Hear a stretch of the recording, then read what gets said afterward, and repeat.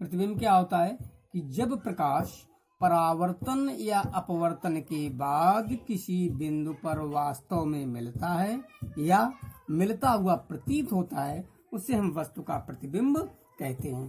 प्रतिबिंब हमारे दो प्रकार के होते हैं, वास्तविक प्रतिबिंब और आभासी प्रतिबिंब। तो प्रतिबिंब दो प्रकार होते हैं, वास्तविक प्रतिबिंब और आभासी प्रतिबिंब।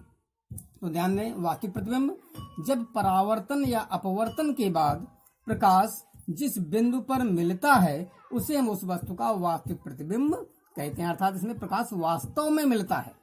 आभासी प्रतिबिंब जब परावर्तन या अपवर्तन के बाद प्रकाश जिस बिंदु पर मिलता हुआ प्रतीत होता है, प्रतीत हो रहा है, मिल नहीं रहा, उसे उस वस्तु का हम आभासी प्रतिबिंब कहते हैं। अब प्रतिबिंब बनाने की विधियां देखें कि जो प्रकाश किरण मुख्य अक्ष के समांतर जो चलती है, मुख्य अक्ष के समांतर चलने वाली प्रकाश किरण परावर्तन के बाद फोकस से होकर जाती है। इससे देख लें, ये चित्र में आपका ये अवतल दर्पण बना हुआ है और ये मुख्य अक्ष है, मुख्य अक्ष के ये समांतर प्रकाश किरण जा रही है, ये परावर्तन के बाद फोकस से होकर जा रही। तो ये नियम है कि समांतर चलने वाली प्रकाश किरण फोकस से होकर जाएगी, चाहे उत्तल दर्पण हो। ये देखें उत्तल दर्पण बना हुआ है, इसमें भी मुख्य अक्ष के समांतर प्रकाश किरण गिरी तो ये फोकस से परावर्तित होकर के जा रही है। देखिए लाइन सीधे डॉट डॉट डॉट दिखाई गई फोकस से डॉट। इस नोट करें कि जो प्रकाश किरण यदि फोकस से जा रही है, जिसे अवतल दर्पण में आप देख रहे हैं कि फोकस से प्रकाश किरण जा रही है, तो ये परावर्तन के बाद ये मुख्य अक्ष के समांतर हो जाती है। चाहे दर्पण हमारा उत्तल होता तो जो प्रकाश किरण फोकस से होकर आ रही है तो वो परावर्तन के बाद मुख्य अक्ष के समांतर हो जाती है। इस चित्र में देखें कि जो प्रकाश किरण वक्रता केंद्र से जाती है, ये अवतल दर्पण है, ये उत्तल दर्पण है, वक्रता केंद्र के सीध में जाने वाली प्रकाश किरण बिल्कुल उसी दिशा में वापस लौट जाती है, क्योंकि आप जानते हैं वक्रता केंद्र से ही देखा जाए तो अभिलंब है। लंबवत समतल दर्पण में प्रकाश किरण आई है तो समतल दर्पण 0 अंश पर गिरी तो 0 से ही वापस। I बराबर R, आपतन कोण अपवर्तन कोण आपको याद होना चाहिए, इसलिए इसका परावर्तन नहीं होता है और उसी मार्ग से वापस हो जाती है बनना। अब ध्यान दें बच्चों, बहुत इंपॉर्टेंट है, ये पेपर में अक्सर आते रहते, प्रश्न आपकी बार फिर आ सकता है पेपर में। ध्यान दें कि अवतल दर्पण में जब वस्तु अनंत पर रखी हो, ये पहली कंडीशन हम बोल रहे, जब वस्तु अनंत पर रखी हो, अनंत से ध्यान दें चलने वाली प्रकाश किरणें दोनों समांतर होंगी। ये माना ए बी हमारी वस्तु है जो बहुत दूर दर्पण से रखी है, अर्थात अनंत पर रखी हुई है, तो इससे चलने वाली प्रकाश किरणें समांतर आ रही हैं। एक प्रकाश किरण इस प्रकार से आ रही है कि वो फोकस से होकर जा रही है। आपको याद होगा फोकस से चलने वाली प्रकाश किरण कहां से जाएगी, मुख्य अक्ष के समांतर ये जा रही है, ये निकल करके गई है। और एक प्रकाश किरण इस प्रकार से आ रही थी, वो वक्रता केंद्र से ही गुजर रही थी, तो वो वक्रता केंद्र से ही वापस चली गई। अब ये दोनों प्रकाश किरण अगर देखें तो इस बिंदु पर ये इधर से आई थी, ये इधर यहाँ पर मिलान हो रहा है, तो जहां पर मिलती हैं उसे हम कहते हैं वस्तु का प्रतिबिंब बन रहा है। तो ये प्रतिबिंब ए डैश बी डैश वस्तु का प्राप्त हो रहा है। ध्यान दें बच्चों, प्रतिबिंब उल्टा है तो समझ लें कि वास्तविक है, उल्टा हो तो वास्तविक है, और ये फोकस पर प्राप्त हो रहा है। तो ध्यान दें यही पूछा जाता है, प्रतिबिंब छोटा बनेगा, उल्टा होगा, वास्तविक और फोकस पर बनेगा।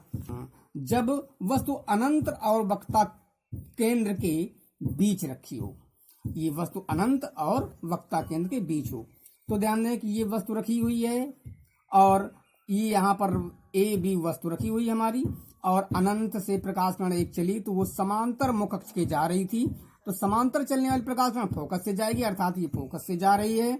और एक प्रकाश किरण इसकी वक्रता केंद्र से गुजरी थी जो वक्रता केंद्र से ही वापस जा रही है। ये दोनों प्रकाश किरणें इस बिंदु पर काट रही हैं, अर्थात यहाँ पर प्रकाश वास्तव में मिलता है, वास्तव में मिलता तो वास्तविक प्रतिबिंब है, तो ये ए डैश बी डैश वस्तु का प्रतिबिंब प्राप्त होता है सी और एफ के बीच में।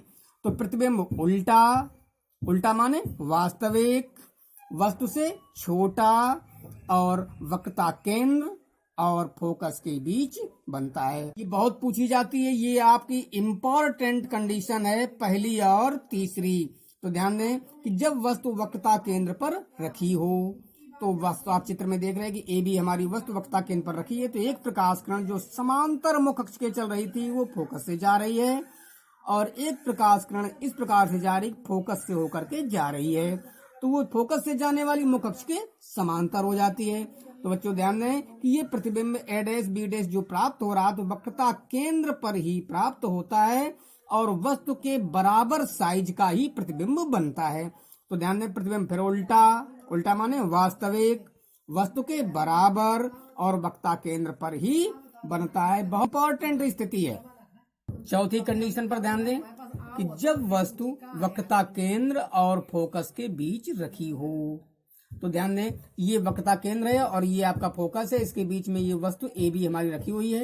एक प्रकाश किरण ये समांतर जा रही थी, ये फोकस से होकर के जा रही है, और एक प्रकाश किरण ये फोकस से होकर के जा रही जो मुख्य अक्ष के समांतर हो गई है, और प्रतिबिंब आपका ये बन रहा है ए डैश बी डैश प्रतिबिंब बनेगा। तो ध्यान दें प्रतिबिंब उल्टा बना, वास्तविक बना और वस्तु से अब बड़ा हो गया है और अनंत तथा वक्रता केंद्र के बीच में बनता है। तो स्थिति देखें, जब वस्तु बिल्कुल फोकस पर ही रख दी जाए तो ये वस्तु देखिए ये फोकस पर रखी हुई है, एक प्रकाश किरण हमारी समांतर जा रही थी जो कि फोकस से ही होकर के जा रही है, और एक प्रकाश किरण इस प्रकार से वस्तु से होती हुई दर्पण पर ये जो वक्रता केंद्र के बिल्कुल वक्रता केंद्र से होती हुई जा रही है तो वहां से ही वापस हो रही है। ये दोनों प्रकाश किरणें समांतर हो गई हैं। समांतर प्रकाश किरणें आप जानते हैं कहीं मिलती नहीं, कहाँ मिलेंगी? अनंत पर। अगर मिलती हैं तो कहाँ मिलती हैं? अनंत पर, अन्यथा ये समांतर किरणें मिलती नहीं है। तो इसलिए प्रतिबिंब अभी नीचे ही बनेगा इस मुख्य अक्ष से, अर्थात उल्टा, वास्तविक, वस्तु से बहुत बड़ा और अनंत पर बनता है। कि जब वस्तु फोकस तथा ध्रुव के मध्य रखी हो, ये स्थिति भी बहुत इंपॉर्टेंट है। ध्यान दें, तीन स्थितियों को मैंने इंपॉर्टेंट लगाया है, इन पर ध्यान दें। तो जब वस्तु फोकस पर रखी हो और ध्रुव के बीच रखी हो, फोकस और ध्रुव बीच में देखो ए बी वस्तु हमने रखी, एक प्रकाश किरण समांतर जा रही है जो कि हमारी फोकस से जा रही है, और एक प्रकाश किरण वक्रता केंद्र वस्तु से होती हुई वक्रता केंद्र से होकर जा रही जो वापस वहीं से जा रही है। तो ये प्रकाश किरणें पीछे फैलती चली जाती हैं, अर्थात नहीं मिलेंगी। तो इनको आगे बढ़ाने पर देखें तो दर्पण के पीछे ये मिलती हुई ए डैश बी डैश मिलती हुई प्रतीत हो रही है, अर्थात वस्तु का प्रतिबिंब बन रहा है ए डैश बी डैश। ये प्रतिबिंब सीधा बना है, सीधा माने आभासी हो गया है, वस्तु से बहुत बड़ा बनता है और दर्पण के पीछे बनता है। उत्तल दर्पण में प्रतिबिंब का बनना, वस्तु उत्तल दर्पण के सामने चाहे जहां रखी हो, चाहे अनंत पर रखी हो, चाहे वक्रता केंद्र पर रखी हो, चाहे जितनी दूरी पर रखी हो, प्रतिबिंब सदैव इसमें एक ही प्रकार से बनता है। तो ये ए बी वस्तु हमारी दर्पण के सामने रखी है जो उत्तल दर्पण है, और एक प्रकाश में समांतर जा रही मुख्य अक्ष के, तो समांतर जाने वाली फोकस से, तो ये डॉट डॉट करके फोकस से देखो मैंने मिलाया है, तो फोकस से जाने वाली प्रकाश किरण देखें तो परावर्तन के बाद ये जा रही है, और एक प्रकाश किरण वक्रता केंद्र से जाएगी तो वक्रता केंद्र से जा रही है। तो इस प्रकार से ये दोनों प्रकाश किरणें कहीं भी मिलेंगी नहीं। तो फिर क्या होगा, जब ये दोनों मिलेंगे ही नहीं, फैलती चली जाएंगी, तो यहाँ पर पीछे देखें दर्पण पीछे मिलती हुई प्रतीत हो रही है। तो ए डैश बी डैश वस्तु का प्रतिबिंब बहुत छोटा और सीधा बन रहा है। इसका मतलब प्रतिबिंब सीधा, आभासी, छोटा, ध्रुव तथा फोकस के बीच बन रहा है। ध्यान दें कि अगर वस्तु अनंत पर रखी होती तो प्रतिबिंब फोकस पर बनता, और उत्तल दर्पण में प्रतिबिंब सदैव वस्तु का छोटा ही बनता है, सीधा ही बनता है, आभासी होगा और छोटा होगा, और फोकस तथा ध्रुव के बीच ही बन जाता है।